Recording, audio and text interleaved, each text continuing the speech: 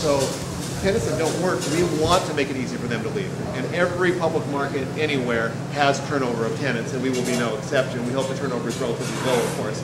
But the point is that if it's not working, it's not good for them, it's not good for us. We want to help them get out and get somebody else in as well. So some of that answer might sound kind of naive to your question, but the reality of it is a lot of it's going to fall on me of picking good people. It's not just about the concepts, it's largely about the people.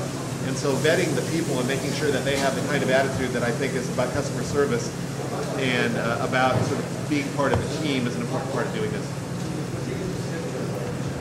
Any other questions? Where's Jessica?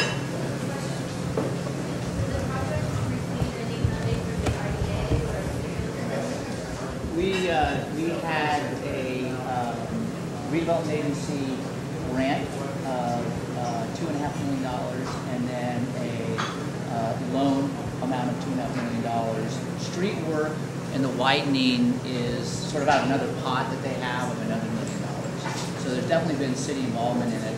When we went before council and the agency, that's a key part of it because of the way the deal ends up working with these tenants on a short-term basis, and particularly in today's environment, impossible to finance conventionally.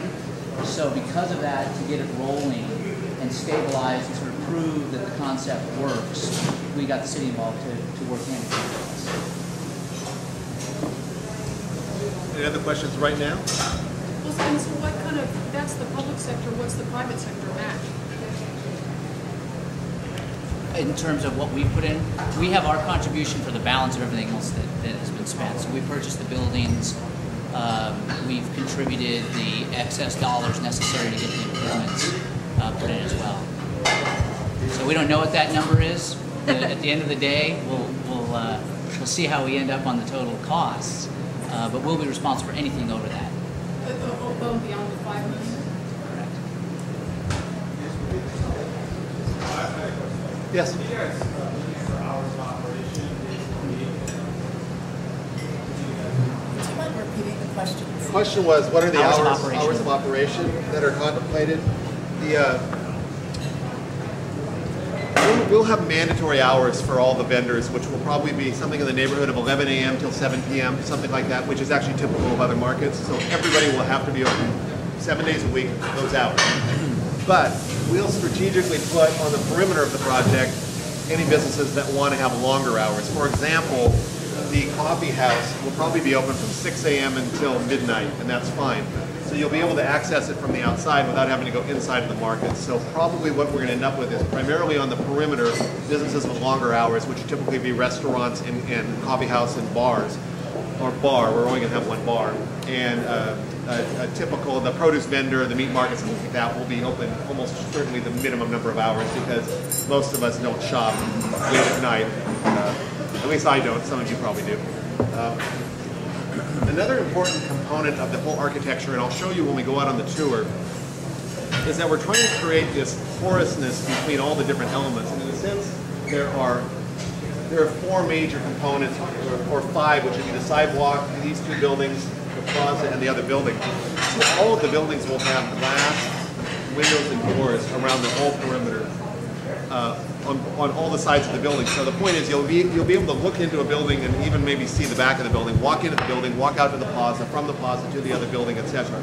We want this to feel like one project, not 4 projects, and so we're putting a lot of energy into this kind of porousness, as I said, where you can easily move from one area to another. One of the points that has been a big element of this, and you briefly mentioned it, but with the Peralta Adobe located here, you may have seen if you walk through from that side of the project, the kids have their programs out there during the school year in the morning hours, and we very much want to continue with doing that. We think that's a big part of what this is about, is to add focus to what we see as a big historic element of our city that up until now has been walled and gated and closed off. And so we're working with History San Jose to create areas during the morning hours where the kids can still do all of their programs, they can enjoy the environment, and after they leave, the people that will be shopping here can sit around and enjoy the Peralta. And right now, it's nearly impossible to get access in there, and it just doesn't seem to be shown as well as it could. So we've integrated our plans and their plans together to make sure this is an element that everyone gets to appreciate. In fact, on this historic level, so in addition to the Peralta Adobe, the Fallon House is also right across the street. Both of these resources really haven't gotten as much attention and as many visitors as we think that they could and should have. So we'll be working with History San Jose to activate the whole neighborhood. We're going to bring obviously tens of thousands, hundreds of thousands of people to that area, which is going to be a great thing for these historic resources. Also, one of our buildings, the El Dorado, is a historic building also. So we put a huge amount of energy into making this building come out as this beautiful old brick structure, which has essentially been covered up by plaster and other not so sensitive design elements over the last 40, 50 years. So you'll see when we're done that this El Dorado building is going to really be handsome. This old brick building, kind of like this, in fact very similar to this in many ways, with exposed brick walls and only the steel for this structural retrofit. And open trusses on the top. It's going to really be beautiful. We have about 10 skylights in there too.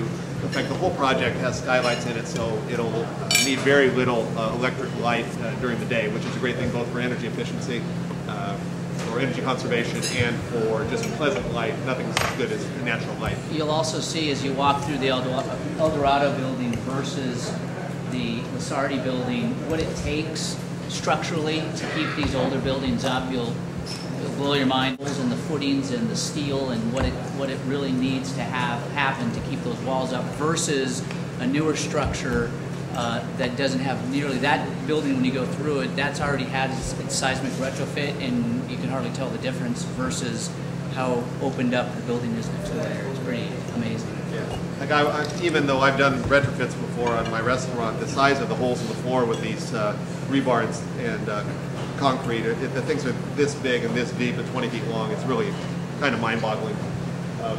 Probably not if you're a structural engineer, but for the rest of us. Another really important part of this is the activation of this plaza.